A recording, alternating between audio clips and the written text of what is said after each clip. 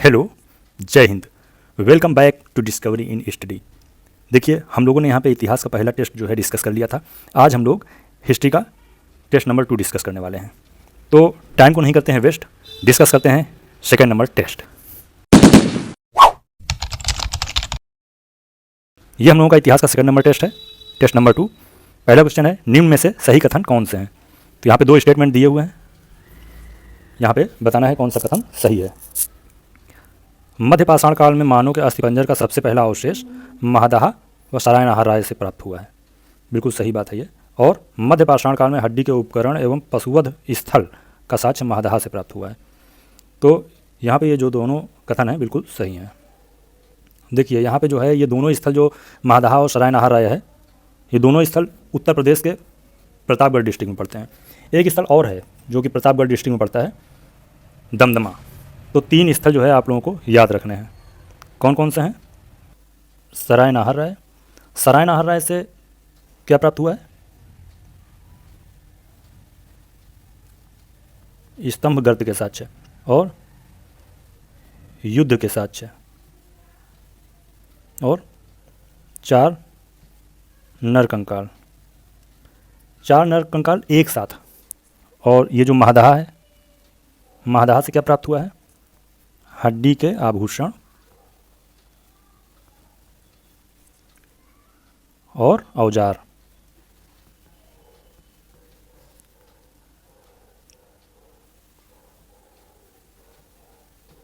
मृग श्रृंग के छल्ले।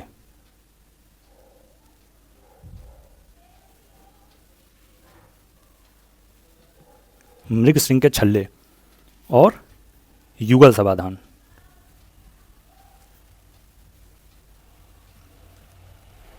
युगल समाधान का मतलब एक ही कब्र में जो है स्त्री और पुरुष को एक साथ दफनाया गया है। युगल समाधान। एक जगह है दमदमा, ये भी जो है आपकी उत्तर प्रदेश के प्रतापगढ़ डिस्ट्रिक्ट में पड़ती है। सरायनाहार राय भी प्रतापगढ़ में पड़ता है, महादाह भी प्रतापगढ़ में पड़ता है और दमदमा भी प्रतापगढ़ में पड़ता है। यहाँ पे 3-5 होता है, मतलब कि 3 नरकंकाल एक ही कब्र से मिले हैं और 5 युगल समाधान। इतना आप लोगों को याद रखना है। चलिए आगे बढ़ते हैं अब हम लोगों का दूसरा क्वेश्चन है, मध्य पाषाणकालीन के स्थल के संदर्भ में कौन सा युग्म सही सुमेलित नहीं है। यहाँ पे एक बात नोटिस करिएगा, नहीं है पूछा गया है, ठीक है। कौन सा सही है या कौन सा सुमेलित है या कौन सा सुमेलित नहीं है, इस पर जरूर ध्यान देना है। नहीं तो पहला ही ऑप्शन देखोगे वीर भानपुर पश्चिम बंगाल, आपको पता है पश्चिम बंगाल सही है, लगा के चले आओगे। लेकिन यहाँ पूछा गया कौन सा सुमेलित नहीं है। तो यहाँ पे जो है हम लोग देखेंगे, वीर भानपुर बिल्कुल सही है। वीर भानपुर पश्चिम बंगाल में पड़ता है और लंगनाज जो कि गुजरात में पड़ता है और आदमगढ़ मध्य प्रदेश में पड़ता है। तो बचा कौन सा? टेरी। ये टेरी जो है सही होगा। और टेरी कहाँ पड़ता है?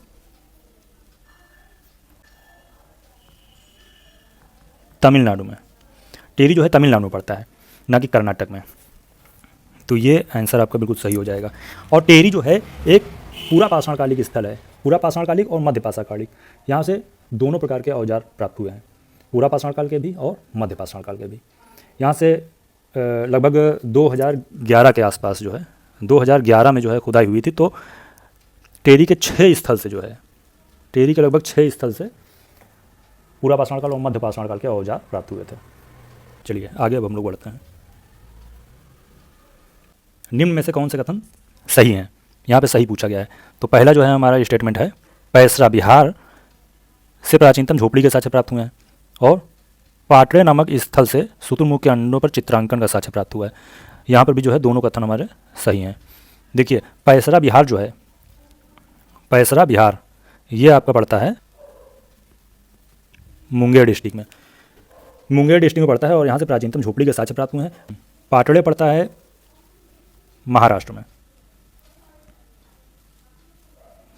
और यहाँ से शुतुरमुर्ग के अंडों पर चित्रांकन का साक्ष्य प्राप्त हुआ है। दोनों कथन यहाँ पे सही हैं। पाषाण उपकरण निर्माण केंद्र ईसामपुर कहाँ स्थित है? तो ईसामपुर जो है कर्नाटक में स्थित है। कहाँ? कर्नाटक में। अच्छा, उपकरण निर्माण केंद्र जो है रहा होगा, ये कैसे पता लगा होगा कि पत्थर के औजार यहाँ पे बनाए जाते थे। पत्थर को एक विधि होती है पत्थर के औजार बनाने की, जिसमें पत्थर को एक हाथ से पकड़ के दूसरे हाथ से जो है पत्थर से उस पर चोट की जाती है, तो पत्थर के सल्क निकल के वहाँ पे गिरते हैं। तो यहाँ कर्नाटक में जब खुदाई हुई तो वहाँ पे कई सारे जो है पत्थरों के सल्क जो है पड़े हुए मिले थे, इसीलिए जो है वहाँ से पता लगता है कि यहाँ पर पाषाण उपकरण निर्माण केंद्र रहा होगा ईसामपुर कर्नाटक में। 2001 में भारत के किस स्थान से एक पूरा अश्मीकृत मानव शिशु कपाल प्राप्त हुआ है? तो ये प्राप्त हुआ है केरल औदे से। औदे एक स्थल है केरल में। पाषाणकालीन संस्कृतियों का कालानुक्रम यहाँ पे बताना है क्या है। देखिए, ये यहाँ पे एबिबेली, एसोली, मोस्तारी और मगदालिनी, ये 4 संस्कृतियाँ दी हुई हैं पाषाणकालीन। इसका जो है सही कालानुक्रम लगाना है। ये नाम थोड़े अटपटे लग रहे होंगे याद करने में, लेकिन याद तो करना ही पड़ेगा। बाकी जो है इनका जो सीरियल है, ठीक है, कालक्रम हम आपको याद करा देंगे। आप लोगों ने छोटा बड़ा तो पढ़ा ही होगा, और नहीं पढ़ा है तो पढ़ लीजिए, ठीक है। छोटा बड़ा में 11 स्वर होते हैं, तो हम स्वर का जरा उच्चारण करेंगे। अ, आ, ई, उ, ए, ऐ, ओ। बस यहीं पे रुकेंगे हम लोग, क्योंकि हम लोगों को इसी की ज़रूरत है। ए, ऐ, ओ, इसी की हमको ज़रूरत थी। ए से एबिबेली, ऐ से ऐशोली, ओ से मो, ओ को मो से मैच कराएंगे क्योंकि माँ में ओ की मात्रा लगी है, और ओ को मोस्तारी से, ठीक है। और बाकी ये जो मगदालिनी हो गया, मगदालिनी जो है सबसे लास्ट में आ जाएगा, ठीक है, क्योंकि ये जो है एक व्यंजन है और पवर का पंचमाक्षर है, पा फा बा भा मा, तो ये सबसे लास्ट में हो जाएगा। यानी कि 1 2 3 4 आपका ऑप्शन हो जाएगा, ठीक। प्रागैतिहासिक संस्कृतियों का सही अनुक्रम यहाँ पे जो है आपको दिया हुआ है। पैलियोलिथिक, मीसोलिथिक, नियोलिथिक और कैल्कोलिथिक, या कहीं कहीं चैल्कोलिथिक भी लिखा मिल जाएगा आपको। तो इसका जो है कालक्रम क्या है, देखिए हिंदी में अगर बात करें तो पैलियोलिथिक बोलते हैं पूरा पाषाण काल, मीसोलिथिक मध्य पाषाण काल, नियोलिथिक नव पाषाण काल, और कैल्कोलिथिक को बोलते हैं ताम्र पाषाणकालीन सभ्यता। तो यहाँ पे जो है यही क्रम रहेगा आपका सीधा 1 2 3 4, क्योंकि नव पाषाण काल के बाद जो है आपकी कांस्य युगीन सभ्यता आएगी या ताम्र पाषाणकालीन संस्कृति आएगी। तो 1 2 3 4 यहाँ पे सही होगा।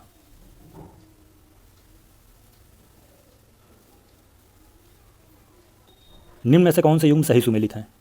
अब यहाँ पे देखिए कौन से युग सही सुमेलित हैं पूछा गया है। आहार संस्कृति पूछा गया है। आहार संस्कृति 2100 BC से 1500 BC बिल्कुल सही है। कायथा संस्कृति 2000 BC से 1800 BC, मालवा संस्कृति 1700 BC से 1200 BC, और जोरवे संस्कृति 1400 BC से 700 BC, ठीक है। BC का मतलब बिफोर क्राइस्ट, यानी कि ईसा मसीह के जन्म के पहले का समय है। तो ये BC चल रहा है।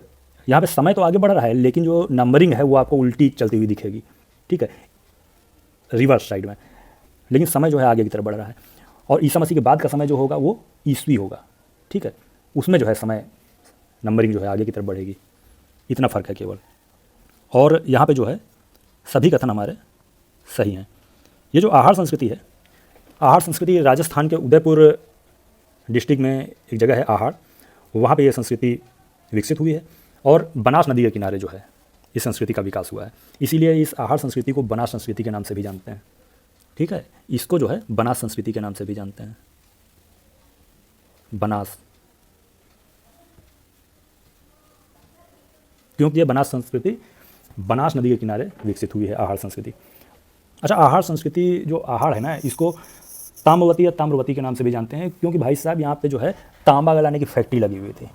तांबा गलाने की फैक्ट्री लगी हुई थी, यहाँ पे तांबा गलाने की कई भट्टियाँ मिली हुई हैं, और तांबा गला के ये लोग जो है हथियार बनाते थे, औजार बनाते थे, आभूषण बनाते थे। तो पता चलता है कि उस समय यानी कि 2100 BC से 1500 BC के बीच में कैसा इनका जो है बिजनेस, व्यापार कैसा रहा होगा। तो ये है आहार संस्कृति। और आहार संस्कृति की खोज जो है, उत्खनन का कार्य HD संकालिया ने किया था। किसने किया था? HD संकालिया ने। HD संकालिया। कायथा संस्कृति, अब हम लोग यहाँ कायथा संस्कृति के बारे में बात करते हैं। तो कायथा संस्कृति जो है MP में पड़ती है। MP के उज्जैन में ये जो है छोटी काली सिंध नदी एक पड़ती है, तो उसी के आसपास जो है ये संस्कृति विकसित हुई है। और इसके उत्खननकर्ता जो थे वो थे V.S. वाकड़कर। V.S. वाकड़कर ने जो है कायथा संस्कृति की जो है खुदाई करवाई थी। मालवा संस्कृति जो है नर्मदा नदी के किनारे विकसित हुई है। और इसके जो है कुछ प्रमुख स्थल जैसे नवदा टोली हो गया और एरण हो गया, ये जो है मालवा संस्कृति के प्रमुख स्थल हैं। फिर हम बात करते हैं जोरवे संस्कृति की, जो कि महाराष्ट्र में विकसित हुई है। ये महाराष्ट्र की संस्कृति है।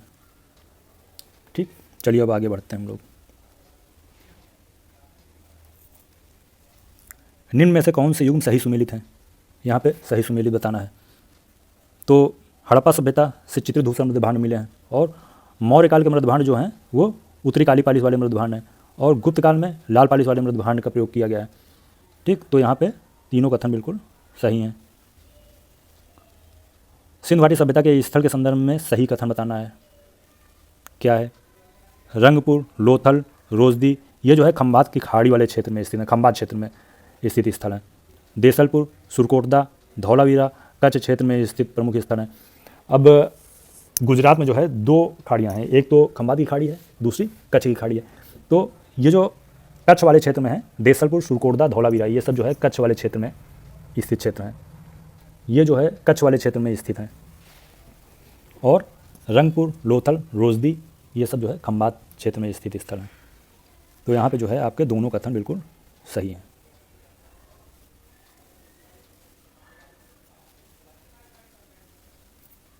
सिंधु सभ्यता के लोगों को किन धातुओं के ज्ञान था? अब देखो, लोहा को छोड़कर बाकी सबका ज्ञान होगा इनको, है ना। तो सोना, चांदी, तांबा, टिन, ये चारों धातुओं का जो है इनको ज्ञान था।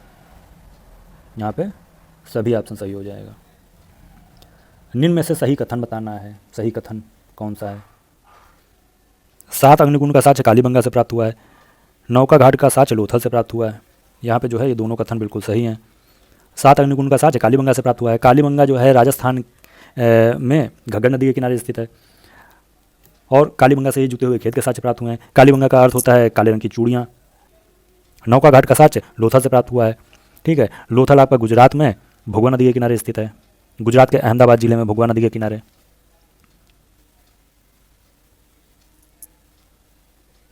निम्न में से सही कथन बताना है।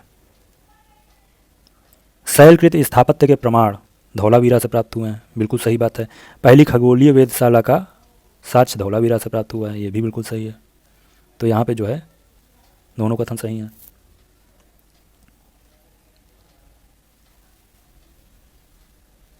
निम्न में से कौन से युग सही सुमेलित हैं?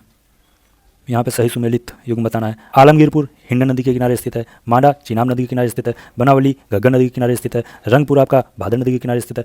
पिछले जो है टेस्ट में हमने बताया था बनावली जो है रंगोई नदी के किनारे स्थित है। तो रंगोई नदी घग्गर नदी की ही सहायक नदी है। अगर थोड़ा डीप में जाकर के जो है क्वेश्चन पूछेगा तो पूछेगा कि बनावली किस नदी के किनारे स्थित है और उसमें जो है रंगोई नदी दे देगा और साथ में घग्गर भी दे देगा। तो रंगोई नदी जो है ऑप्शन में टिक करना है। और अगर रंगोई नदी नहीं देता है तो घग्गर टिक करना है। ठीक है, तो जिस हिसाब से जो है क्वेश्चन आएगा, ऑप्शन आएंगे, उस हिसाब से हम लोगों को आंसर टिक करना है। तो यहाँ पे सभी कथन सही हैं। ये जो आलमगीरपुर है ये आपका उत्तर प्रदेश के मेरठ डिस्ट्रिक्ट में पड़ता है आलमगीरपुर, और हिंडन नदी के किनारे पड़ता है। ये हड़प्पा संस्कृति का सबसे पूर्वी जो है स्थल है। ठीक है, सबसे पूर्वी स्थल। और सबसे जो है उत्तरी स्थल कौन सा है? ये है मांडा। ये हो गया पूर्वी स्थल। उत्तरी स्थल हो गया मांडा, जो कि जम्मू कश्मीर में चिनाब नदी के किनारे स्थित है। और चिनाब नदी का ही जो है प्राचीन नाम अश्किनी है। बनावली आपका घग्गर नदी या रंगोई नदी। ठीक है, ये आपका हरियाणा में स्थित है। यहाँ से टेराकोटा का हल प्राप्त हुआ था। रंगपुर आपका भादर नदी के किनारे स्थित है और रंगपुर से धान की भूसी के साक्ष्य प्राप्त हुए हैं। वहीं अगर हड़प्पा सभ्यता का पश्चिमी जो है स्थल पूछा जाए तो वो है सुत कांगेडोर, जो कि दास नदी के किनारे स्थित है। सुत कांगेडोर। ठीक, इसको ऐसे जो है हम लोग देख लेते हैं। ये आपका पूर्वी हो गया आलमगीरपुर। ठीक है, ये आपका हो गया हिंडन नदी के किनारे, हिंडन नदी। ये हो गया आपका मांडा। ये हो गया चिनाब नदी के किनारे।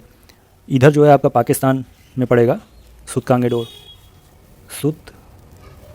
कांगेडोर। ये हो गया दास नदी के किनारे, और ये जो दक्षिणी हिस्सा होगा साउथ का बिल्कुल, वो होगा दैमाबाद, दैमाबाद जो कि आपका महाराष्ट्र में स्थित है। और ये गोदावरी की सहायक नदी प्रवरा के किनारे स्थित है। प्रवरा गोदावरी की सहायक नदी है, उसके किनारे स्थित है महाराष्ट्र में। तो ये पूरब का हो गया आलमगीरपुर, पश्चिम का हो गया सुतकांगेडोर, उत्तर का हो गया मांडा, और दक्षिण का हो गया दैमाबाद।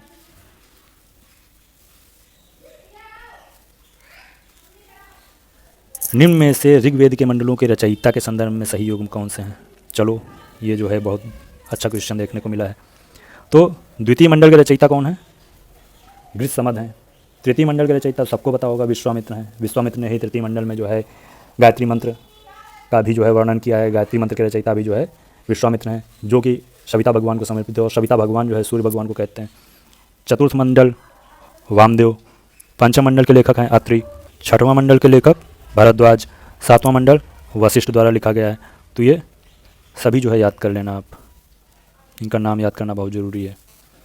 चलिए, आर्यों की प्रशासनिक इकाई का सही क्रम क्या है? ये सही क्रम है कुल, ग्राम, विश्व, जन, राष्ट्र। सबसे पहले कुल आएगा, फिर ग्राम, विश्व, जन और फिर राष्ट्र। ऋग्वैदिकालीन सभा एवं समिति के संदर्भ में क्या सही है? देखिए, सभा विशिष्ट वर्ग का प्रतिनिधित्व करती थी, समिति सामान्य वर्ग का प्रतिनिधित्व करती थी। तो यहाँ पे जो है दोनों कथन बिल्कुल सही हैं। सभा विशिष्ट वर्ग यानी कि संभ्रांत लोग जो है सभा में जाते थे, और समिति में सामान्य वर्ग यानी कि आम जनता के लिए समिति थी। तो यहाँ पे दोनों कथन सही हैं। ऋग्वेद के संदर्भ में क्या सही है? यहाँ पे पूछा गया है ऋग्वेद के संदर्भ में क्या सही है। तो ऋग्वेद में जो है अरित्र बोलते थे पतवार को, और अरित्री बोलते थे नाविक को। आप लोगों ने हिंदी में पढ़ा भी होगा कि दो समान दिखने वाले शब्द का अर्थ जो है बताना होता था। जैसे अनल और अनिल आ गया, अनल हो गया अग्नि और अनिल हो गया आपका वायु। और कौन से? अली और अली, जिसमें अली जो है सखी हो गया और अली हो गया भावरा। भावन और भुवन, तो सेम वही जो है यहाँ पे देखने को मिल रहा है, अरित्र और अरित्री। ठीक है, ऋग्वेद में अरित्र बोला गया है पतवार को, और अरित्री बोला गया है नाविक को। ठीक है, अरित्री नाविक को, यानी कि नाव जो चलाता है, नाव को चलाने वाला नाविक होता है। तो नाव को चलाने वाले को अरित्री बोला गया है, और जिस चीज़ से नाव चलाई जाती है उसको बोला गया है पतवार। ठीक है, पतवार, चप्पू भी बोलते हैं उसको, है ना। तो अरित्र पतवार हो गया और अरित्री हो गया नाविक। यहाँ पे दोनों कथन सही है। निम्न में से कौन सा कथन सही है? सही कथन यहाँ से देखना है। कमर के नीचे पहना जाने वाला वस्त्र नीवी कहलाता था, और कमर के ऊपर पहना जाने वाला वस्त्र वासस कहलाता था। यहाँ पे जो है दोनों कथन सही हैं। अब देखो, इसको जो है समझ लो, जो नीचे का था कमर के, वो उसको नीवी बोला गया था। तो आप यहाँ पे जो है ना और ना पकड़ लो। ठीक, ना और ना पकड़ लो। नीचे का हो गया नीवी, और बाकी जो है ऊपर का वासस हो ही गया। कमर के नीचे का ना से नीचे का ना पकड़ लो, और नीवी का ना पकड़ लो, बाकी ऊपर का जो है वासस ऑलरेडी हो जाएगा, कन्फ्यूजन नहीं रहेगा। है? चलो, कृष्ण यजुर्वेद की मुख्य शाखाएं कण्व व मध्यान्दिन हैं, बिल्कुल सही बात है। और शुक्ल यजुर्वेद की मुख्य शाखाएं तैत्तरीय हो गया, काठक हो गया, मैत्रायणी हो गया, और कपिष्ठल हो। तो ये भी कथन बिल्कुल सही है। और शुक्ल यजुर्वेद की संहिताओं को वाजस नहीं कहा जाता है। ये तीनों कथन यहाँ पे बिल्कुल सही हैं। शुक्ल यजुर्वेद की संहिताओं को वाजस नहीं कहा जाता है। निम्न में से सही कथन बताना है। सत्यकाम जाबाल की कथा का उल्लेख छांदोग्य उपनिषद में किया गया है। देखिए, ये जो सत्यकाम होता है उसकी माता का नाम जाबाल होता है, और जाबाल शादी के कुछ ही समय बाद उसके पति की मृत्यु हो जाती है, और जो इसका पुत्र होता है सत्यकाम, ये शिक्षा ग्रहण करने के लिए जो है जा रहा होता है। तब ये पूछता है अपनी माँ से कि हमारा गोत्र क्या है। तो माँ कहती है, देखो आपके पिता से जो है हम गोत्र तो पूछ नहीं पाए, इसलिए जो है अपने नाम के आगे हमारा नाम लगाओ जाबाल। ठीक है, तब इसका नाम सत्यकाम जाबाल पड़ा है। और कहा जब गुरु पूछें कि आपका नाम क्या है, गोत्र क्या है, तो यही बात बता देना कि हमारा नाम सत्यकाम जाबाल है, और जाबाल जो है हमारी माता का नाम है, बस इसी से हम जाने जाते हैं। और जब सत्यकाम गए गौतम ऋषि के पास, तो गौतम ऋषि ने जब पूछा इनसे कि आपका नाम गोत्र क्या है, तो सत्यकाम ने यही बता दिया कि हमारा नाम सत्यकाम है और मेरी माता का नाम जाबाल है, इसलिए मेरा नाम जो है सत्यकाम जाबाल है। बस इससे ज़्यादा जो है हम अपने बारे में नहीं जानते हैं। गोत्र कौन सा है, क्या है, हमें नहीं पता है। गौतम कहते हैं इतनी सरलता से जो है, सरल भाव से इतने सत्य वचन जो है निकल रहे हैं मुँह से, ठीक, तो ब्राह्मण ही हो सकते हो तुम। उसके बाद सत्यकाम का जो है यज्ञोपवीत करवा करके और शिक्षा दीक्षा चालू हो जाती है। तो इसी का वर्णन जो है छांदोग्य उपनिषद में किया गया है। सेकंड जो है स्टेटमेंट है, उद्दालक आरुणी और उनके पुत्र श्वेत केतु के बीच ब्रह्मा और आत्मा की अभिन्नता के विषय में प्रसिद्ध वार्तालाप का उल्लेख छांदोग्य उपनिषद में किया गया है। ये कथन भी बिल्कुल सही है। उद्दालक आरुणी एक ऋषि होते हैं और श्वेत केतु को जो है ये बोलते हैं ब्रह्मचर्य का पालन करिए आप और शिक्षा ग्रहण करने जाइए। तो ये जो है 12 वर्ष की अवस्था में शिक्षा ग्रहण करने के निकल जाता है और 12 वर्ष तक जो है ये वेदों को पढ़ता है श्वेत केतु। 12 वर्ष के बाद ये वेदों को जो है कंठस्थ करके वापस आता है और सीना चौड़ा किए हुए आकड़ में कि बहुत बड़ा ज्ञानी हो गया हूँ। तो उद्दालक आरुणी जब इसको देखते हैं तो कहते हैं कि बेटा अभी तुमने जो है वेदों की जानकारी ली है, वेदों का ज्ञान नहीं प्राप्त किया है, अभी तुमको वेदों का ज्ञान प्राप्त करना जरूरी है। ठीक है, जिस दिन तुमको वेदों का ज्ञान हो गया उस दिन तुम्हारे व्यवहार में सौम्यता आ जाएगी। और उसके बाद जो है ये ब्रह्मा और आत्मा की अभिन्नता के विषय में जो है वार्तालाप चल रहा है। तो इसका जो है वर्णन छांदोग्य उपनिषद में किया गया है। तो यहाँ पे जो है ये दोनों कथन बिल्कुल सही हैं। किस उपनिषद में देव के पुत्र कृष्ण को घोर अंगिरस के शिष्य के रूप में उल्लेख किया गया है? ये जो है छांदोग्य उपनिषद में किया गया है। जहाँ पे देव के पुत्र कृष्ण का वर्णन आ जाए तुरंत आप छांदोग्य उपनिषद लगा दीजिए। निम्न में से कौन से कथन सही हैं? कौन से कथन सही हैं? तमसोमा ज्योतिर्गमय का वर्णन बृहदारण्यक उपनिषद में किया गया है। बिल्कुल सही बात है। तमसोमा ज्योतिर्गमय का बृहदारण्यक उपनिषद में किया गया है। वहीं एक वाक्य है सत्यमेव जयते, ये तो अब सबको पता होगा, बहुत बार एग्जाम में आया है। सत्यमेव जयते ये जो है मुंडकोपनिषद से लिया गया है। और एक शब्द है सत्यम शिवम सुंदरम, इसको जो है कठोपनिषद से लिया गया है।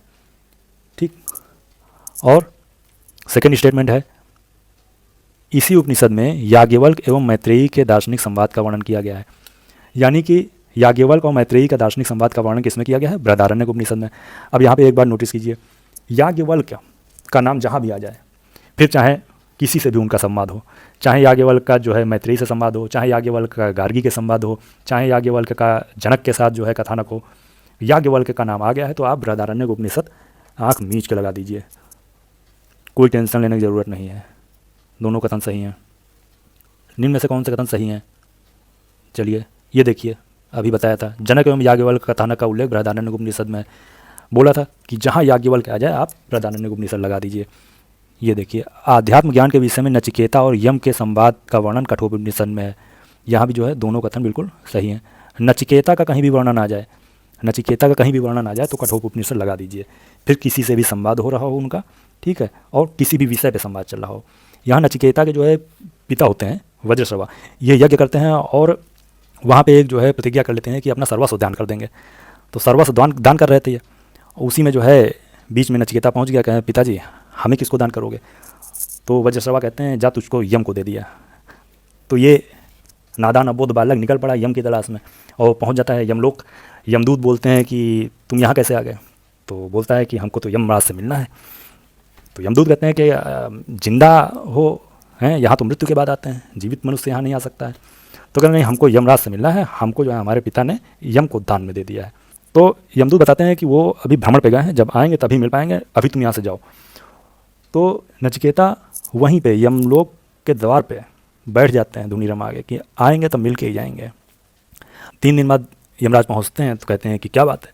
जब पता चलता है कि 3 दिन से जो है भूखा प्यासा बच्चा बैठा हुआ है, तो वहीं पे जो है यमराज कहते हैं तुम यहाँ से जाओ और तुम 3 दिन जो है भूखे प्यासे इतनी श्रद्धा के साथ हमारे लिए बैठे हुए थे, इसलिए 3 वरदान तुमको देंगे, लेकिन तुम यहाँ से जाओ, तुमको जिंदा जो है कोई यहाँ नहीं आता है, मरने के बाद ही आता है। तो उस पर बच्चा बोला कि हमारे पिता ने तो आपको दान कर दिया है, अब तो यहीं रहना है। पिताजी क्रोधित हैं। तो यमराज जो है एक वरदान देते हैं कि जाओ, तुम्हारे पिता का गुस्सा शांत हो गया, वापस लौट जाओ।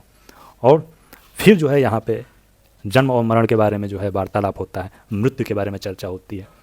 ठीक, नचिकेता कहते हैं कि मृत्यु को कैसे जो है रोका जा सकता है, यमराज कहते हैं मृत्यु अटल है। तो यही जो है यम और नचिकेता के बीच संवाद हो रहा है मृत्यु को लेकर के। तो यहाँ पे दोनों कथन बिल्कुल सही हैं। निम्न में से कौन से कथन सही हैं? ये देखिए, कठोपनिषद में मृत्यु संबंधी चर्चा की गई है। कठोपनिषद में मृत्यु संबंधी चर्चा की गई है। अभी जो है यम और नचिकेता के बीच यही संवाद चल रहा था। वसुधैव कुटुंबकम का उल्लेख महाउपनिषद में किया गया है, ये भी बिल्कुल सही बात है। और निष्काम कर्म सिद्धांत का सर्वप्रथम उल्लेख ईशोपनिषद में किया गया है। याज्ञवल्क्य एवं गार्गी के बीच दार्शनिक संवाद का उल्लेख बृहदारण्यक उपनिषद में किया गया है। देखिए, हमने बोला था याज्ञवल्क्य का कहीं भी जो है आ जाए नाम तो आप बृहदारण्यक उपनिषद के साथ उसको जोड़ देंगे। याज्ञवल्क्य का चाहे मैत्रेयी के साथ संवाद हो, चाहे गार्गी के साथ संवाद हो, या जनक के साथ कथानक हो, सब जगह जो है बृहदारण्यक उपनिषद आएगा। तो यहाँ पे जो है सभी कथन सही हैं। एशिया माइनर स्थित बोकचगोई से 14वीं शताब्दी ईसा पूर्व के अभिलेख में किन ऋग्वैदिक कालीन देवताओं का वर्णन किया गया है? तो यहाँ पे जो है किन देवताओं का वर्णन किया गया है? इंद्र का किया गया है, वरुण का किया गया है, मित्र का किया गया है, नासत्य का किया गया है। इन चारों देवताओं का वर्णन एशिया माइनर के बोकचगोई अभिलेख में मिलता है। और यही जो है हमारे ऋग्वैदिक काल में जो है देवता है। तो यहाँ पे ये दोनों कथन बिल्कुल सही हैं। अच्छा, इसी से जो है पता चलता है कि आर्य जो है ये एशिया माइनर से आए थे। अभिलेखों का सही क्रम बताना है। बोकचगोई अभिलेख ये 1400 ईसा पूर्व का अभिलेख है, ठीक। और डेरियस का बेहस्तून अभिलेख, ये डेरियस जो था, डेरियस प्रथम, ये हकमनी वंश का शासक था और इसी को दारा प्रथम भी कहा जाता है। भारत पर आक्रमण करने वाला पहला सफल आक्रमणकारी दारा प्रथम था, यानी कि यही डेरियस प्रथम था।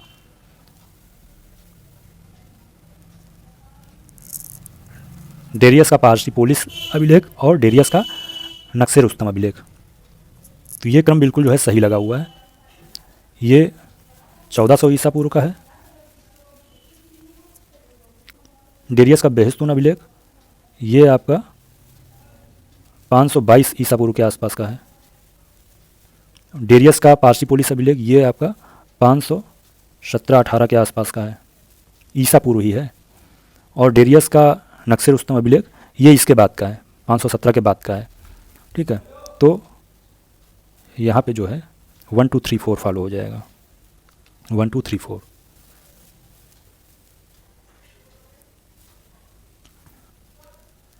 वैदिक देवता वरुण के संदर्भ में क्या सही है? तो वे नैतिक व्यवस्था के संरक्षक थे, वे पापियों को दंड देते थे। दोनों कथन यहाँ पे बिल्कुल सही है, ठीक है, वरुण के लिए। वहीं इंद्र को जो है वर्षा का देवता माना गया है। और सबसे ज़्यादा जो है श्लोक इंद्र के ही लिए जो है प्रयोग किए गए हैं, 250, ठीक है। 250 श्लोक जो है इंद्र के लिए किए गए हैं। उसके बाद नंबर आता है अग्निदेव का। अग्निदेव के लिए जो है 200 श्लोक का वर्णन किया गया है।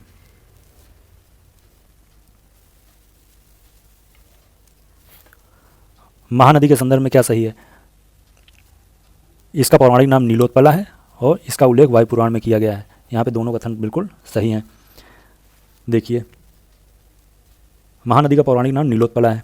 वहीं जो है कुछ और नदियाँ हम लोगों ने पढ़ी थी, जैसे कि रावी नदी का जो है, रावी को परशुनी बोलते थे और चिनाब को अश्विनी बोलते थे, सतलज को शतुद्री बोलते थे, झेलम को वितस्ता बोलते थे, गंडक को सदानीरा बोलते थे। और हमने जो है पिछले टेस्ट में जो है एक क्वेश्चन किया था कि वितस्ता का युद्ध जो है किसके बीच हुआ था, वितस्ता का युद्ध या हाइडेस्पीच का युद्ध। तो वितस्ता जो है झेलम नदी का प्राचीन नाम वितस्ता है और झेलम नदी के किनारे जो है युद्ध हुआ था सिकंदर और पौरस का, जिसमें पौरस जो है पराजित हुआ था। तो उसी युद्ध का वर्णन कर रहे हैं हम, वितस्ता का युद्ध या हाइडेस्पीच का युद्ध। झेलम नदी को जो यूनानी लोग थे वो हाइडेस्पीच बोलते थे, इसीलिए जो है वितस्ता प्राचीन नाम है झेलम का और हाइडेस्पीच जो है नाम जो झेलम नदी का दिया गया है वो यूनानियों का दिया हुआ है। तो वितस्ता और हाइडेस्पीच एक ही युद्ध है और जो हुए हैं किसके बीच? सिकंदर और पौरस के बीच। निम्न में से कौन से कथन सही हैं? भारत का प्रथम विधि निर्माता मनु को माना जाता है और ऋग्वेद के प्राचीन भाष्यकार स्कंद स्वामी हैं। तो यहाँ पे जो है पहला कथन जो आप लोग देख रहे हैं, भारत का प्रथम विधि निर्माता मनु को माना जाता है, सबको पता होगा, ठीक है। और ऋग्वेद के प्राचीनतम भाष्यकार स्कंद स्वामी हैं, ये याद रखने वाली चीज़ है, ठीक है। बाकी मनु है वो तो सबको मालूम होगा, बाकी यहाँ पे 1 और 2 दोनों सही हैं। निम्न में से कौन से युग सही सुमेलित हैं? प्राचीन नगर दिया हुआ है, उनका आधुनिक नाम दिया हुआ है। ठीक, यहाँ पे जो है पुष्प कलावती को चषदा बोलते हैं आज की डेट में। साकल, पुराने जमाने में साकल बोलते थे, आज बोलते हैं सियालकोट। ताम्रलिप्ति, ताम्रलिप्ति को आज बोलते हैं क्या? तामलुक। विजयपुर, पुराना नाम विजयपुर है, आज बोलते हैं उसको नागार्जुन कोंडा। भंगवाड़ी, भंगवाड़ी को जो है आज बोलते हैं मैसूर। तो यहाँ पे जो है सभी कथन सही हैं। पाणिनिकृत अष्टाध्यायी में कितने महाजनपदों का उल्लेख किया गया है? तो पाणिनि ने अष्टाध्यायी में 22 महाजनपदों का उल्लेख किया है। और वैसे जो है कितने महाजनपद हैं? 16 महाजनपद का उल्लेख किया गया है। किसमें किया गया है? अंग्युत्तर निकाय, एक तो बौद्ध धर्म का जो है ग्रंथ है अंग्युत्तर निकाय, जिसमें 16 महाजनपदों का वर्णन किया गया है। और एक जैन धर्म का जो है ग्रंथ है भगवती सूत्र, उसमें भी जो है वर्णन किया गया है 16 महाजनपदों का। चलिए आगे देखते हैं। निम्नलिखित का काल क्रमानुसार सही रूप क्या है? बिंबिसार, उदयीन, अजातशत्रु और नागदशक। देखिए ये चारों जो है शासक हर्यक वंश के हैं। पहले बिंबिसार, बिंबिसार हर्यक वंश की स्थापना करेगा। बिंबिसार का पुत्र होगा अजातशत्रु। पहले तो बिंबिसार हर्यक वंश की स्थापना करेगा, एक हो गया। फिर दूसरे नंबर पे कौन आएगा? इसका पुत्र अजातशत्रु आ जाएगा, ये आ जाएगा दूसरे नंबर पे। अजातशत्रु बिंबिसार को मार करके सिंहासन पर बैठेगा, इसीलिए इसको पितृहंता बोलते हैं। और पूरे हर्यक वंश को जो है पितृहंता डायनेस्टी बोलते हैं, पितृहंता वंश बोलते हैं। अभी देखिए अजातशत्रु का पुत्र उदयीन होगा। उदयीन जो है अजातशत्रु को मारकर सिंहासन पर बैठेगा, तो तीसरे नंबर पे ये आ जाएगा। फिर नागदशक उदयीन का पुत्र होगा, वो आ जाएगा चौथे नंबर पे। तो अब कर लीजिए आप, पहले नंबर पे 1 आ गया, दूसरे नंबर पे 3 आ गया, तीसरे नंबर पे 2 आ गया, चौथे नंबर पे 4 आ गया। तो हमारा कौन सा ऑप्शन सही हो जाएगा? पहला वाला, 1 3 2 4। निम्न का काल क्रमानुसार सही क्रम क्या है? यहाँ पे शिशुनाग है। शिशुनाग जो है हर्यक वंश के शासक नागदशक को जो है गद्दी से उतारेगा, सिंहासन से उतारेगा, और वहाँ पे हर्यक वंश की जगह शिशुनाग वंश की स्थापना कर देगा। तो शिशुनाग वंश की स्थापना करने वाला शिशुनाग था। इसी का पुत्र होगा कालाशोक, कालाशोक आ जाएगा। फिर ये दूसरे नंबर पे आ जाएगा, फिर आ जाएगा नंदीवर्धन। तो इस तरीके से 1 2 3 यही जो है आपका सीरियल हो जाएगा। निम्न में से कौन से कथन सही हैं? यहाँ सही कथन बताना है। नंद वंश की स्थापना महापद्मनंद ने की थी। महापद्मनंद, अच्छा ठीक है। और महापद्मनंद को ही जो है उग्रसेन के नाम से भी जाना जाता है। ठीक, महापद्मनंद को उग्रसेन के नाम से भी जाना जाता है। और महापद्मनंद ने और भी जो है कई सारी उपाधियाँ धारण की थी, जैसे कि महाछत्रांतक की उपाधि धारण की थी, एक राट की उपाधि धारण की थी, अपरो परशुराम भी इसी को बोला जाता था। ठीक है, तो ये भी बातें आप लोग याद रखिएगा। तो यहाँ पे दोनों कथन सही हैं। निम्न में से कौन सा सम्राट अपरो परशुराम के नाम से जाना जाता था? ये देखिए क्वेश्चन भी है। निम्न में से कौन सा सम्राट अपरो परशुराम के नाम से जाना जाता था? तो महापद्मनंद को जाना जाता था। मगध पर शासन करने वाले शासकों का सही कालानुक्रम क्या है? तो ये जो है सही कालक्रम क्या है, देखिए पहले आपका बृहदत्त है, दूसरा बिंबिसार है, तीसरा शिशुनाग है, चौथा बिंदुसार है। देखिए बुक्स में लिखा हुआ है कि बृहदत्त मौर्य वंश का अंतिम शासक बृहदत्त था। ठीक है, बाकी और कुछ भी उसके बारे में वर्णन नहीं है। और काफ़ी बुक्स में जो है मगध के साम्राज्य के बारे में अगर चर्चा होती है तो हर्यक वंश से स्टार्टिंग हो रही है, लेकिन हर्यक वंश से पहले भी 2 वंश हो चुके हैं। ठीक है, मगध पर 2 वंश पहले भी शासन कर चुके हैं हर्यक वंश से पहले, जिसमें एक जो है वंश है बाराहद्रथ।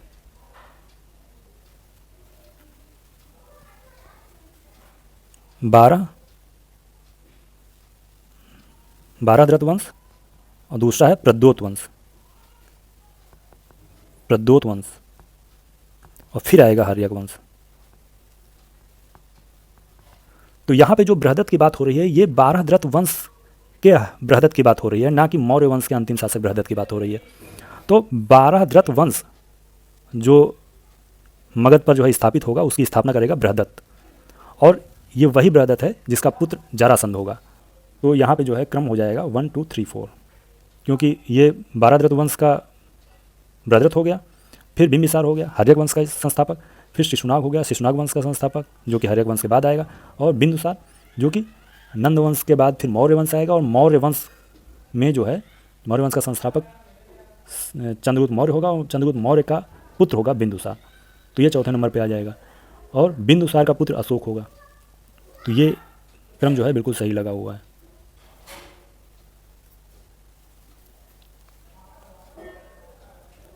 निम्न में से सही कथन कौन से हैं? भारत के किसी प्रदेश पर अधिकार करने वाला पहला शासक दारा प्रथम या डेरियस प्रथम था। ये देखिए हमने बोला था डेरियस प्रथम को ही दारा प्रथम कहते हैं, और ये पहला आक्रमणकारी, सफल आक्रमणकारी था भारत पर आक्रमण करने वाला, और ये हकमनी वंश का शासक था। कौन सा वंश? हकमनी वंश।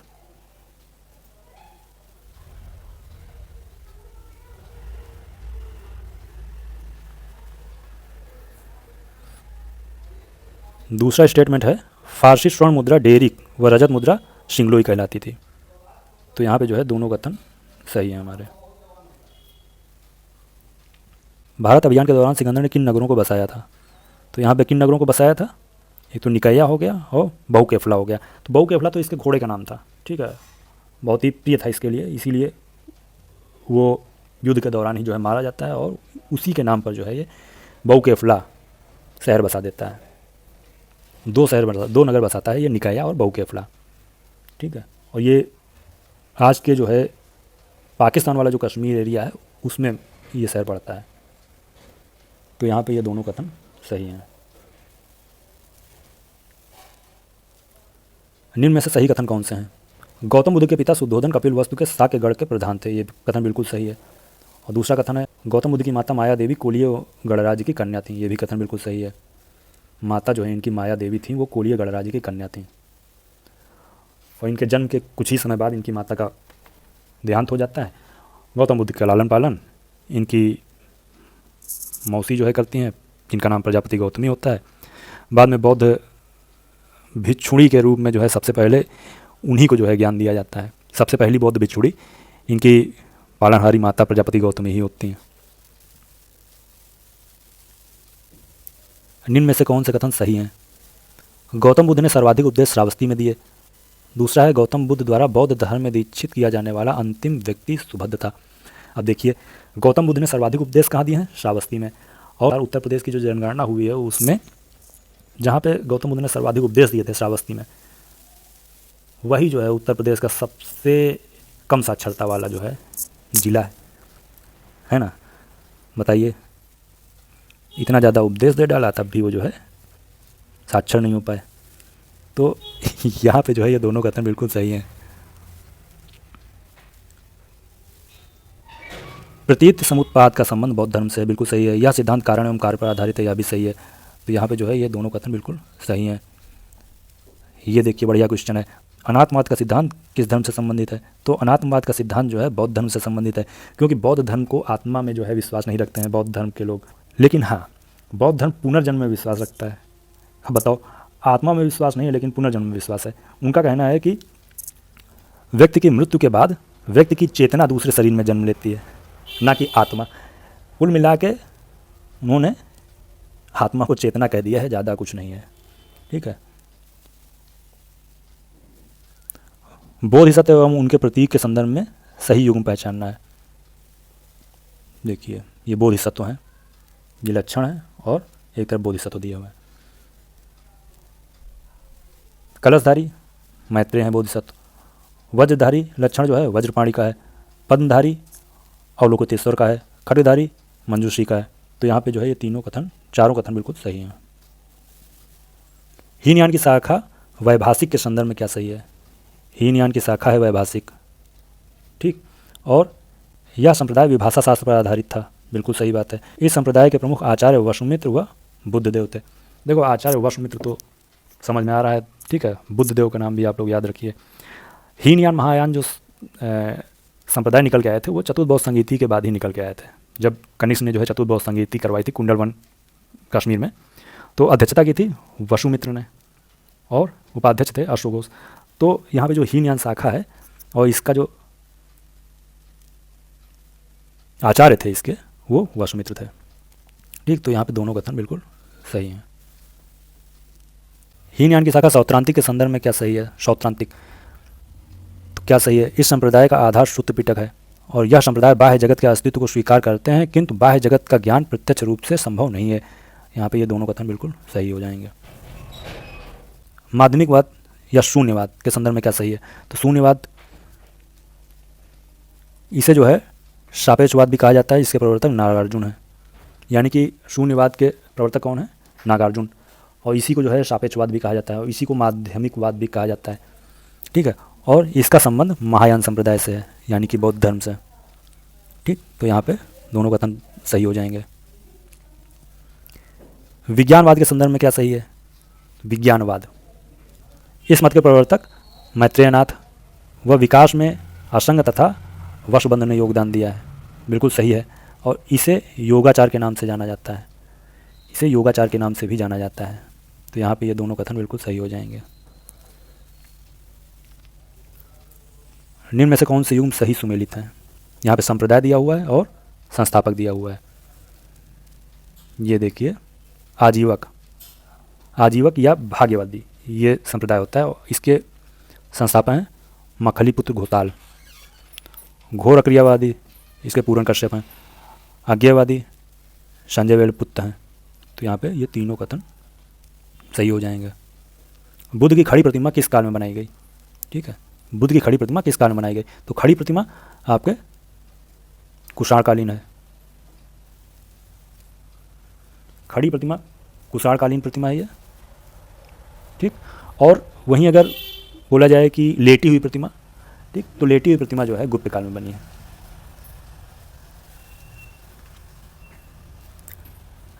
निम्न कथनों में से सही कथन बताना है। भारत का सबसे बड़ा बौद्ध स्तूप सांची स्तूप है, बिल्कुल सही है। और इस स्तूप का संबंध भगवान बुद्ध के जीवन के किसी भी घटना से संबंधित नहीं है, किसी भी घटना से संबंधित नहीं है सांची का, और सबसे बड़ा स्तूप है, ठीक। बौद्ध स्तूप का सही कालक्रम पूछा गया है, तो सही कालक्रम क्या है? पहले सांची का स्तूप बना, फिर अमरावती, फिर नागार्जुन और फिर नालंदा का। तो यही कालक्रम रहेगा 1 2 3 4। देखिए, पुस्तक लाइट ऑफ एशिया ललित विस्तर पर आधारित है, बिल्कुल सही बात है। ललित विस्तर पर आधारित है पुस्तक लाइट ऑफ एशिया। और लाइट ऑफ एशिया के जो है लेखक कौन है? Sir William Arnold. Sir William Arnold के द्वारा जो है लाइट ऑफ एशिया लिखी गई है। तो दोनों कथन यहाँ पे सही हो जाएंगे। निम्न में से सही कथन बताना है। वज्र छिद्रिका का संबंध महायान से है, बिल्कुल सही है, महायान बौद्ध धर्म से संबंधित। सुवर्ण प्रभात सूत्र का संबंध जैन धर्म से है, ये भी जो है सही कथन है, दोनों यहाँ पे सही हो जाएंगे। यहाँ पे जो है निम्न में से सही युग्म कौन से हैं? ग्रंथ दिया हुआ है और टीकाएँ दी हुई हैं, ठीक है। तो सामंत पाशविका पे जो है टीका लिखी गई विनय पिटक। सुमंगल विलासिनी ग्रंथ है और इस पर टीका है दीघ निकाय। सांख्य प्रकाशिनी जो है ग्रंथ है और इसका जो है टीका लिखी गई है संयुक्त निकाय। मनोरथ पूर्णी ग्रंथ है, इसका जो है टीका है अंगुत्तर निकाय। यहाँ पे ये सभी कथन सही हैं। बौद्ध ग्रंथ एवं उससे संबंधित रचनाकार के संदर्भ में सही युग्म बताना है। परमार्थ दीपनी, परमार्थ दीपनी के रचनाकार हैं धम्मपाल। चतुर्शतक के आर्यदेव, प्रमाण समुच्चय के दिन्नग और विज्ञान काय के देव शर्मा। यहाँ पे भी जो है सभी कथन सही हैं। सही युग्म कौन सा है बताना है। ग्रंथ दिया हुआ है और रचनाकार दिया हुआ है। नेति प्रकरण, नेति प्रकरण जो है किसने लिखी है? महाकात्यायन ने। विशुद्ध भग्ग किसने लिखी है? बुद्ध घोष ने। यहाँ पे भी जो है दोनों कथन सही हैं। निम्न में से कौन से युग्म सही सुमेलित हैं? तीर्थंकर दिए हुए हैं, उनका जन्मस्थल दिया हुआ है। तीर्थंकर और जन्मस्थल, ये जो है जैन धर्म में जो है तीर्थंकर होते हैं, ठीक। तो ये हैं ऋषभदेव। ऋषभदेव का जन्मस्थल जो है अयोध्या है। संभवनाथ का श्रावस्ती है। पद्मनाथ का कौशाम्बी है। पार्श्वनाथ का काशी है, ठीक है। ऋषभनाथ ने जो है जैन धर्म की स्थापना की और ये प्रथम तीर्थंकर हुए हैं ऋषभदेव। और 24वें तीर्थंकर कौन थे? महावीर स्वामी। वहीं अगर पूछा जाए 23वें तीर्थंकर कौन थे, तो वो थे पार्श्वनाथ। तो यहाँ पे ये सभी कथन सही हो जाएंगे। निम्न में से कौन से संत नयनार से संबंधित हैं? देखो, नयनार होते हैं और एक होते हैं अलवार। तो नयनार जो है शिव के उपासक होते हैं। नयनार, देखो नयनार और अलवार किसके उपासक होते हैं? तो ये समझ लीजिए, देखो शंकर जी के जो है त्रिनेत्र होता है, ठीक। नेत्र मतलब कि नयनार, उससे जो है आप कोरिलेट कर सकते हो, त्रिनेत्र वाले नयनार हो गए।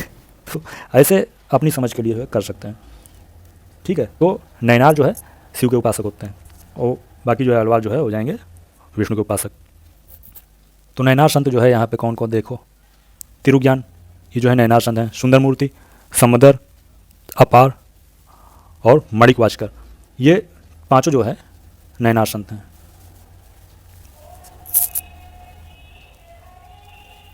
निम्न में से कौन से युग सही सुमेलित हैं? यहाँ से बताना है कौन से युग सही सुमेलित हैं। राज प्रथम, इन्होंने बनवाया था राजेश्वर मंदिर, राजेंद्र बृहदेश्वर मंदिर। कुलोत्तुंग प्रथम, चिदम्बरम मंदिर। देखिए यहाँ पे ये तीनों कथन सही हैं। अब देखिए बृहदेश्वर मंदिर, राज प्रथम ने भी बृहदेश्वर मंदिर बनाया है जो कि शिव को समर्पित है, तंजौर में स्थित है, तमिलनाडु में। वो मंदिर राज प्रथम के द्वारा बनाया गया है। उसी को राजेश्वर मंदिर के नाम से भी जाना जाता है। उसी बृहदेश्वर मंदिर को, जो तंजौर वाला बृहदेश्वर मंदिर है, उसको राजेश्वर मंदिर के नाम से भी जाना जाता है। और ये जो राजेंद्र चोल प्रथम है, राजेंद्र प्रथम, ये गंगैकोंड चोलपुरम की स्थापना करेगा। गंगैकोंड चोलपुरम की स्थापना करेगा तो वहाँ पे एक मंदिर बनवाएगा, सेम तंजौर वाले जो है मंदिर की तरह का, बिल्कुल उसी का समरूप बनवाएगा, लेकिन थोड़ा आकार में छोटा होगा और नाम उसका भी बृहदेश्वर मंदिर रखा जाएगा।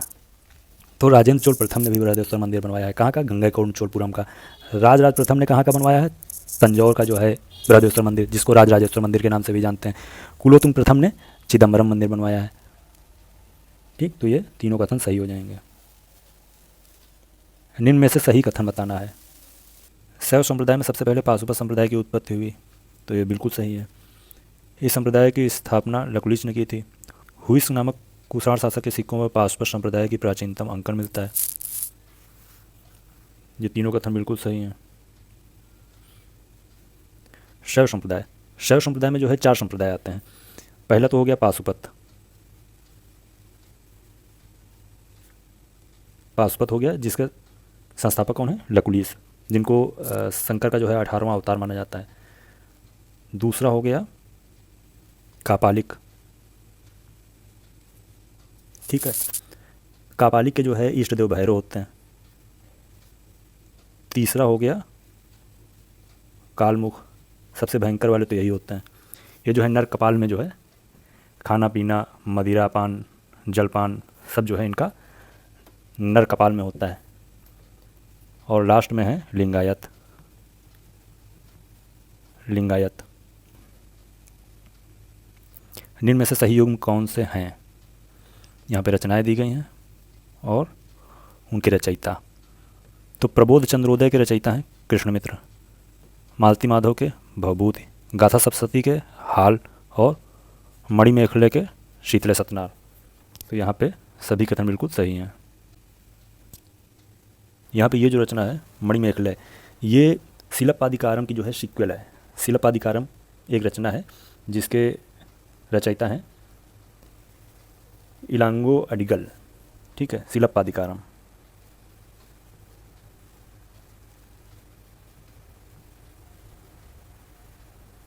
इसके रचनाकार हैं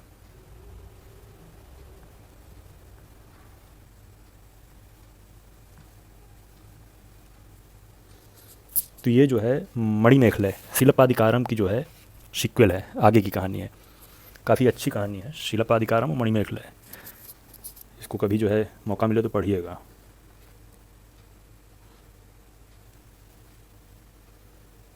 लिंगायत संप्रदाय के संदर्भ में क्या सही है? वीर शैव या जो है लिंगायत संप्रदाय के प्रवर्तक कौन है? अल्लाह प्रभु। और लिंगायत संप्रदाय का वास्तविक संस्थापक वासव है। वासव जो है अल्लाह प्रभु का शिष्य है।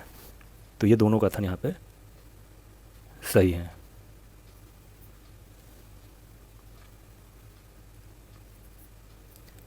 नाथ संप्रदाय के संदर्भ में क्या सही है?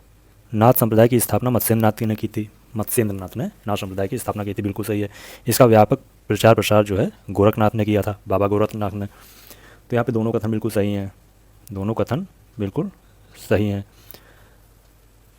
राजस्थान के जो है एक मंत्री हैं बालकनाथ, वो भी जो है नाथ संप्रदाय के ही हैं, है ना। और अपने सीएम जो हैं अजय कुमार बिष्ट, योगी आदित्यनाथ, ये भी जो है नाथ संप्रदाय के महंत हैं। चलिए, निम्न में से सही कथन बताना है। वासुदेव कृष्ण का प्रथम उल्लेख छांदोग्य उपनिषद में किया गया है। अभी हम ऊपर जो है पढ़ा है कि वासुदेव कृष्ण को जो है घोर अंगिरस का शिष्य बताया गया है। तो वासुदेव कृष्ण का कहीं भी उल्लेख होगा तो छंदोग्य उपनिषद में आएंगे। वैष्णव धर्म का प्राचीन नाम भागवत धर्म है। ये भी कथन बिल्कुल सही है। भागवत धर्म से संबद्ध प्रथम उपलब्ध प्रस्तर स्मारक स्थित है। कहाँ स्थित है? ये जो है बेशनगर गरुड़ स्तंभ है। ठीक, बेशनगर गरुड़ स्तंभ। कौन से ग्रंथ प्रस्थान त्रय के अंतर्गत आते हैं? तो प्रस्थान त्रय के अंतर्गत जो है ब्रह्मसूत्र आता है, भगवत गीता आता है और उपनिषद आता है। तो ये सभी जो है प्रस्थान त्रय के अंतर्गत आते हैं। वहीं एक जो है क्वेश्चन आता है कि वेद त्रय में कौन कौन से वेद आते हैं? वेद त्रय, इसमें जो है 3 वेद आते हैं। कौन कौन से? ऋग्वेद, सामवेद और यजुर्वेद। यहाँ पे जो है अथर्ववेद जो है इसमें शामिल नहीं है। ऋग्वेद, सामवेद और यजुर्वेद जो है वेद त्रय में आते हैं। निम्न में से सही कथन कौन से हैं?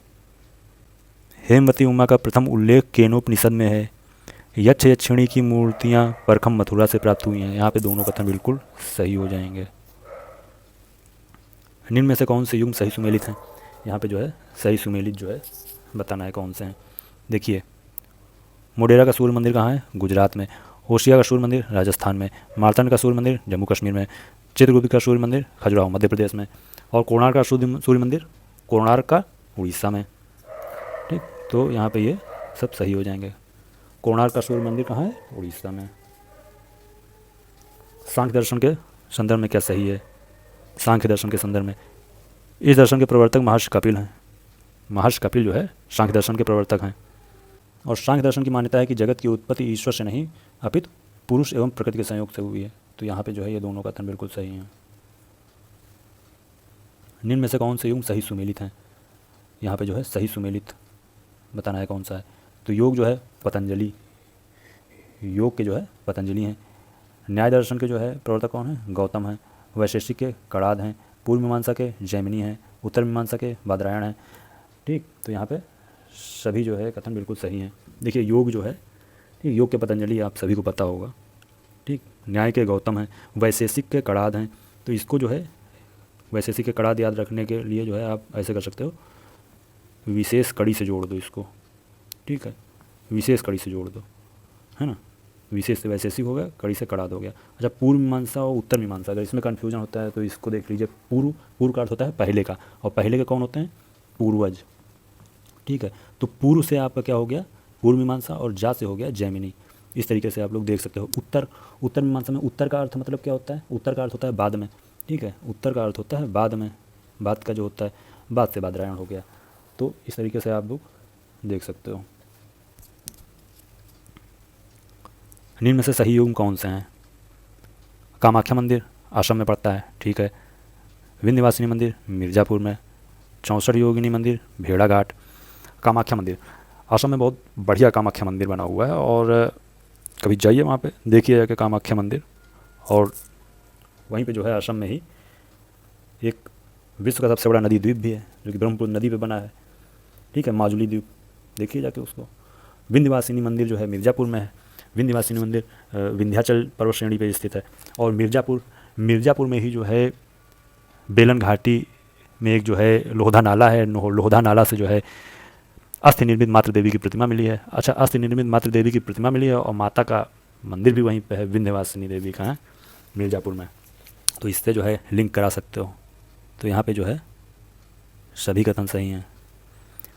जातक कथाओं में कितने प्रकार की श्रेणियों का उल्लेख किया गया है? तो जातक कथाओं में जो है 18 प्रकार की श्रेणियों का वर्णन किया गया है। 18 प्रकार की श्रेणियों का उल्लेख किया गया है। प्रारंभिक ऐतिहासिक काल का नगरीय स्थल शिशुपालगढ़ कहाँ स्थित है?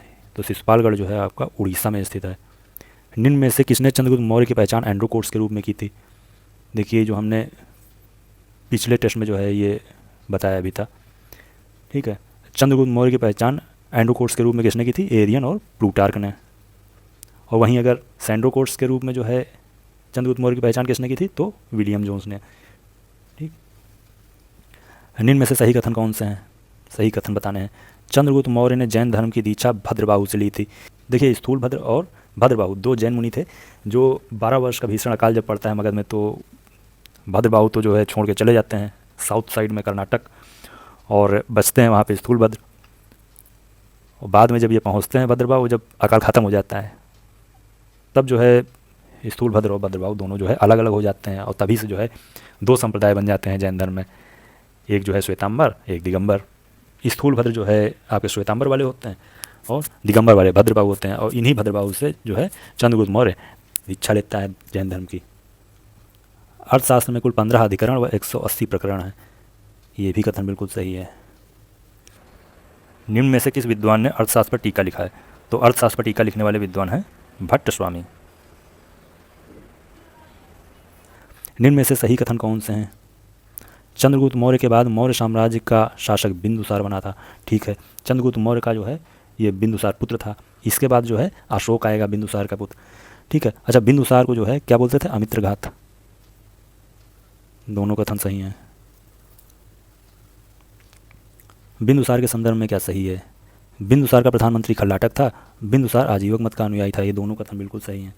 बिंदुसार आजीवक मत का अनुयायी था और इसका पिता जो है चंद्रगुप्त मौर्य वो जैन धर्म का अनुयायी था। अच्छा, बिंदुसार का पुत्र जो अशोक आएगा वो बौद्ध धर्म का अनुयायी हो जाएगा। अशोक के संदर्भ में क्या सही है? अशोक के पिता का नाम बिंदुसार था और अशोक की माता का नाम सुभद्रांगी था। दोनों ही कथन बिल्कुल सही हैं। अशोक का जन्म पाटलिपुत्र में कब हुआ था? तो अशोक का जन्म जो है 304 ईसा पूर्व में हुआ था। और इसका राज्याभिषेक कब हुआ था? राज्याभिषेक हुआ था 269 ईसा पूर्व में इसका राज्याभिषेक होगा और 261 ईसा पूर्व में ये कनिंग पे आक्रमण करेगा। ठीक, 8 वर्ष बाद। निम्न में से सही कथन का चुनाव करना है। सही कथन कौन सा है? अशोक के पुत्र महेंद्र एवं पुत्री संघमित्रा की माता का नाम महादेवी है। बिल्कुल सही है। और अशोक के पुत्र कुणाल की माता का नाम पद्मावती है। ये दोनों कथन बिल्कुल सही हैं। ठीक है, अशोक के जो पुत्र थे महेंद्र और संघमित्रा, इनकी माता का नाम महादेवी था और अशोक का जो पुत्र कुणाल था उसकी माता का नाम पद्मावती है। ठीक, दोनों कथन सही हैं।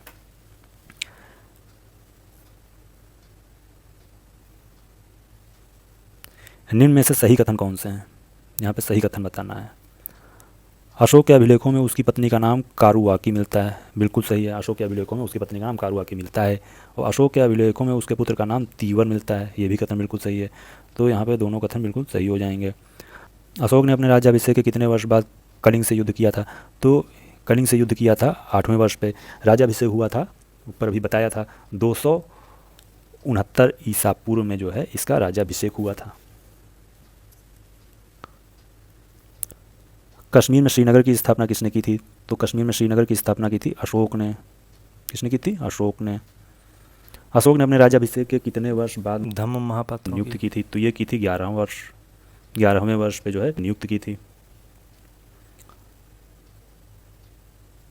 अशोक के बृहत शिलालेखों के खोजकर्ताओं के संदर्भ में कौन से युग सही हैं?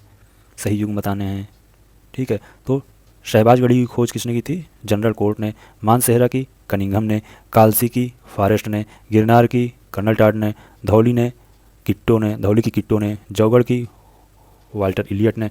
देखिए, कालसी जो काला फॉरेस्ट ब्लैक फॉरेस्ट है तो कालसी को फॉरेस्ट से मिला दो, सीधे जो है समझ में आ रहा है। धौली किट्टो कितना बढ़िया साउंड कर रहा है, ये भी बड़ी आसानी से याद हो जाएगा। बाकी गिरनार कर्नल टाड है, Mansehra Cunningham, Shahbazgarhi general court और जौगढ़ वाल्टर इलियट। तो यहाँ पे ये सभी जो है सही हैं। अशोक के अभिलेखों में किन लिपियों का प्रयोग किया गया है? अशोक के अभिलेखों में किन लिपियों का प्रयोग किया गया है? तो यहाँ पे ग्रीक का भी प्रयोग किया गया, अरामाइक का भी, ब्राह्मी का भी, खरोष्टी का भी। ठीक, तो ये सारी लिपियाँ जो है अशोक के अभिलेखों में मिलती हैं। अशोक ने अपने किस शिलालेख में 8वीं जातियों का वर्णन किया है? तो अशोक ने अपनी 13वें शिलालेख में 8वीं जातियों का वर्णन किया है। मौर्य काल में अकाल के समय किए जाने वाले राहत कार्यों के संबंध में जानकारी किस अभिलेख से प्राप्त होती है? तो ये जो है शौहगौरा और महास्थाना बांग्लादेश। शौहगौरा ताम्र अभिलेख जो है गोरखपुर का है और महास्थान अभिलेख बांग्लादेश का है। तो इन दोनों से जो है प्राप्त होती है जानकारी। मौर्य प्रशासन के संदर्भ में सही कथन कौन से हैं? ग्राम सबसे छोटी प्रशासन की इकाई होती थी जिसका मुखिया ग्रामणी कहलाता था। बिल्कुल सही बात है। और संग्रहण का अधिकारी गोप होता था जो 10 ग्रामों का समूह था। यहाँ पे ये जो दोनों कथन सही हो जाएंगे। निम्न में से सही युग कौन से हैं? खारवटिक किससे बोलते थे? 200 ग्रामों का समूह। द्रोणमुख 400 ग्रामों का समूह, स्थानीय 800 ग्रामों का समूह। ठीक, तो यहाँ पे ये तीनों कथन सही हैं। निम्न में से सही युग्म कौन से हैं? सही युग्म कौन से हैं? विषय, विषय पद या स्थानिक। ठीक है, विषय का संबंध विषय पद या स्थानिक से है, और मंडल का संबंध प्रदेष्टा या प्रादेशिक से है। ये भी जो है दोनों कथन यहाँ पे सही हैं। निम्न में से सही कथन कौन से हैं? अर्थशास्त्र के अनुसार मौर्य काल में उच्चाधिकारी तीर्थ कहलाते थे, यानी जो ऊंचे पद पे, संभ्रांत पद पे जो होते थे उनको तीर्थ कहा जाता था। और अर्थशास्त्र में कुल 18 तीर्थों का उल्लेख किया गया है, कुल 18 तीर्थ। तो यहाँ पे दोनों कथन सही हैं। अब ये देखिए यहाँ पे तीर्थों का ही वर्णन नीचे किया गया है, प्रदेष्टा हो गया, व्यावहारिक हो गया, ये सब तीर्थ हैं। ठीक, मौर्य काल के। निम्न में से सही युग्म कौन सा है? प्रदेष्टा। प्रदेष्टा बोलते थे फौजदारी न्यायालय का न्यायाधीश को, और व्यावहारिक बोलते थे दीवानी न्यायालय के न्यायाधीश को। तो दोनों कथन बिल्कुल सही हैं। फौजदारी न्यायालय का न्यायाधीश कहलाता था प्रदेष्टा, और दीवानी न्यायालय का न्यायाधीश व्यावहारिक कहलाता था। ये दोनों जो है मौर्य काल में जो है दो प्रकार की न्यायालय चलती थी, एक को फौजदारी न्यायालय बोलते थे, दूसरी को दीवानी न्यायालय बोलते थे। फौजदारी न्यायालय का न्यायाधीश प्रदेष्टा कहलाता था, दीवानी न्यायालय का न्यायाधीश व्यावहारिक कहलाता था। तो यहाँ पे दोनों कथन सही हो जाएंगे। निम्न में से सही युग्म कौन से हैं? अब यहाँ पे युग्म देखिए कौन से हैं। कुप्याध्यक्ष। कुप्याध्यक्ष किसे बोलते थे? वन संपदा का अध्यक्ष। ये सारे के सारे तीर्थ हैं।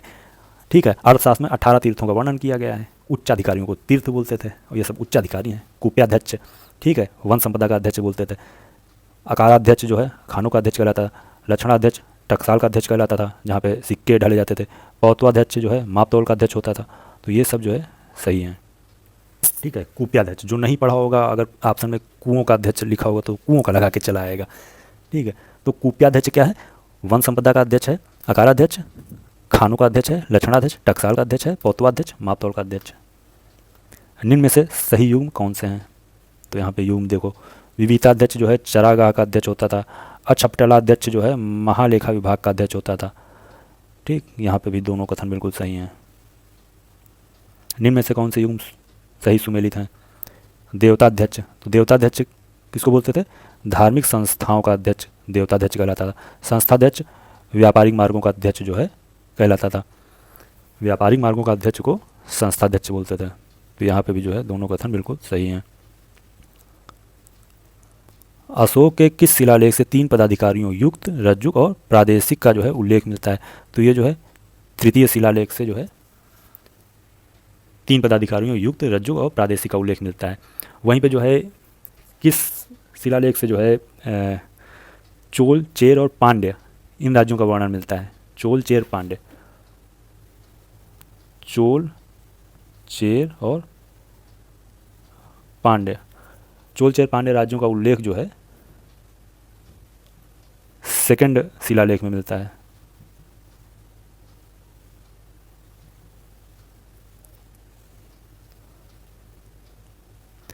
निम्न में से कौन से युग्म सही सुमेलित हैं? धर्मस्थीय, व्यावहारिक, कंटक शोधन, प्रदेष्टा। देखिए मौर्य काल में 2 प्रकार की जो है न्यायालय होती हैं। अभी ऊपर हम लोग पढ़ चुके हैं। एक को बोलते हैं फौजदारी न्यायालय और एक को बोलते हैं दीवानी न्यायालय। तो यहाँ पे जो है सेम वही जो है बात कही गई है।